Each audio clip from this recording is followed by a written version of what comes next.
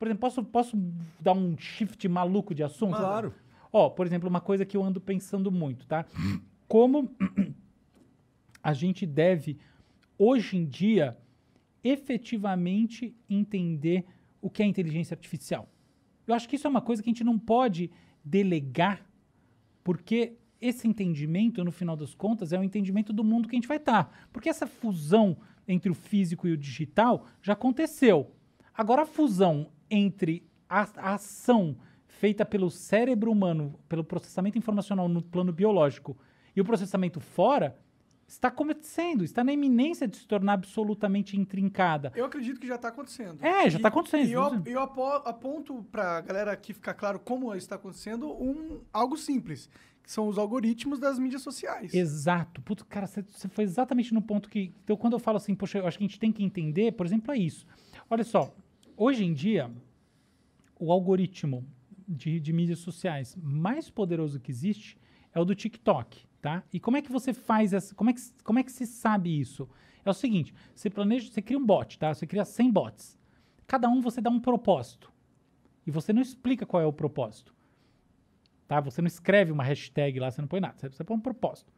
E aí você vai direcionar, você vai assistir vídeos de acordo com o propósito.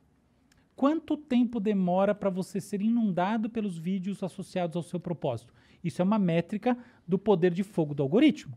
Concorda comigo?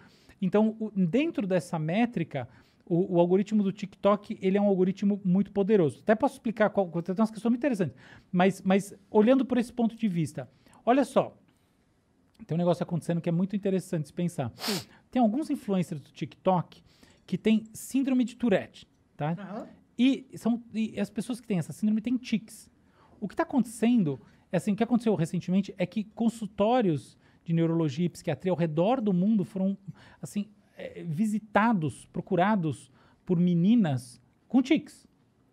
E elas estavam tendo tics que ninguém conseguia explicar, porque são vários tics ao mesmo tempo. Não é assim que a síndrome de Tourette, ela avança. Ela vai, né, é um negócio diferente. Então, fica todo mundo meio sem entender, até descobrir essa correlação. O que essa correlação mostra? Ela mostra não apenas, no meu ponto de vista, tá, que existe uma identificação, a vulnerabilidade de adolescentes, a coisa toda. Não, não é isso. Ela mostra que o poder de funcionamento desses algoritmos é imenso. E ele vale tanto para aquilo, para a pessoa que está buscando um conteúdo, quanto para aquela pessoa que ela não está buscando, ela não é que ela quer. Ela é uma espécie de presa fácil ao conteúdo, entendeu? Porque ela tem um perfil que tem uma certa vulnerabilidade. Então, quando eu falo entender esse tipo de lógica, é muito assim, qual que é a dinâmica de funcionamento desses sistemas? Então, por exemplo, a gente tem 3 grandes modelos de inteligência artificial. A gente tem a inteligência artificial que, basicamente, ela é reativa. Então, por exemplo, assim, quando você vai pegar o algoritmo de recomendação de filme da Netflix, tá? Então ele vai te dar um filme, mas aquilo que você está fazendo naquele momento não vai impactar a sequência de filmes que você vai ver depois. Ele tem uma atualização. Você tem um outro tipo que é de memória de curto prazo. Tá? O tipo de memória de curto prazo é, por exemplo, quando você pensa o carro autodirigível. Tá? O carro autodirigível, ele avança tecnologicamente em níveis, tá? Nível 4 e 5 são os níveis mais avançados. Imagina que ele está no nível 4 ou 5. Então, o carro está aqui andando e ele vai mudar de faixa. O que ele precisa? Ele precisa de um buffer de memória no qual ele possa mapear o comportamento dos outros carros para ele saber onde ele vai. Ou seja, ele tem uma memória que, na prática, significa uma taxa de atualização em tempo real. Ok? E aí você tem um outro tipo que é tipo uma inteligência artificial que efetivamente consegue fazer analogias, fazer mapeamentos de uma área na Que outra. É aquela geralzona pica. Que seria isso aí, essa mesmo. Então, que não existe. Não existe, exatamente. Existe conceitualmente, não existe na prática. Sim. Então, o que acontece? Esses algoritmos, hoje em dia, cada vez mais, eles funcionam com buffers extremamente inteligentes.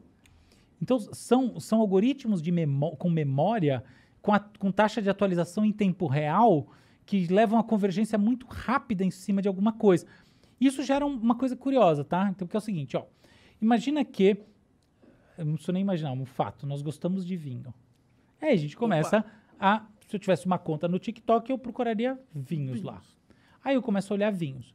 Daqui a pouco ele entende que é vinho o algoritmo, né? Ele, né? Não tem personificação possível no caso desse. Pode ser elas, viu? Pode ser ela, né? Ela, tipo no filme Her. Genial aquele Inclusive, filme. eu prefiro, né? Se for fazer uma inteligência artificial, faça feminina. Você sabia que as vozes são sempre femininas, né? Todo mundo prefere. Claro. Lógico. Eu entendo. Inclusive as mulheres, sabe? Tem uma questão toda de percepção implícita de agressividade. Não é à toa, porque sempre a voz é feminina. Entendi. É interessante isso, né? O Waze, todo mundo tem a voz feminina como default. Mas vamos lá, beleza. Aí eu tenho o algoritmo. Se eu sou um ser humano normal, eu não quero reduzir minha vida a vinho. Ou seja, ser inundado com vinho não é necessariamente bom funcionamento. Porque as pessoas têm interesses diversos. De fato, os algoritmos funcionam assim, eles te dão alguma diversidade. Mas existe uma questão que é muito interessante, que é, no final das contas, eles te dão mais daquele estímulo do que você mesmo buscaria espontaneamente. E o que acontece é que, pelo menos, essa é minha tese, tá? Não está em lugar nenhum também, se alguém estiver assistindo, sempre tem gente assistindo, não roube minha tese. Mas o que eu sinto, o que eu acho que acontece, é que você acaba sendo sufocado, existe um overwhelming, como se diz em inglês, de um mesmo conteúdo. E isso daí gera em você uma dessensibilização. É tipo o problema do filme pornográfico. O filme pornográfico, para mim, não tem problema nenhum. Mas a lógica do filme pornográfico é uma lógica de dessensibilização do sexo mais animal que tiver. Sim. Então, quando eu falo do problema, não é o problema do filme em si. O problema é da lógica de quem, só filme pornográfico, né? Essa coisa toda, no final das contas, pode atrapalhar os relacionamentos, uma coisa assim, porque, no final dos contos, existe uma dessensibilização do ponto de vista da experiência, entendeu? Sim, você vai lá, tá transando com a sua mina, do jeito bem whatever, e você fala, mano, eu vejo a mina plantando bananeira com 7 caras atrás. Exato. Ou outras coisas mais. É isso aí. Então olha dentro do mundo do algoritmo como isso é absolutamente paradigmático. Quer dizer, como isso é a regra. Você começa a ter dessensibilização. Qual que é a solução? Manda o conteúdo mais intenso. Porque, veja bem, a lógica das bolhas e da radicalização na internet não é uma lógica maquiavélica qualquer. Não, é o seguinte, depois de um tempo vendo o mesmo conteúdo, você começa a ter dessensibilização. O que você faz? Manda aquela paulada mais radical, porque aquilo chama atenção. E no final das contas, qual que é a sua métrica? Tempo assistindo. Então como é que você vai aferir a sua métrica? Pelo tempo que a pessoa está vendo um vídeo. O que ela vai ver mais? Aquilo que chama atenção, não necessariamente aquilo que ela gosta. Então ela começa a ser tomada, do ponto de vista da sua atenção, pelo caráter extremo do estímulo. Só que como o estímulo vai sendo repetido, no caso o vídeo, ela vai achando que aquilo tá normal, ela vai implicitamente, não é que ela acha conscientemente. Mas começa a sentir que tá de boa, tipo filme pornográfico. Um negócio que fica 2 anos sem ver o filme pornográfico, você fala, caralho, que negócio louco, entendeu? É assim, todo mundo.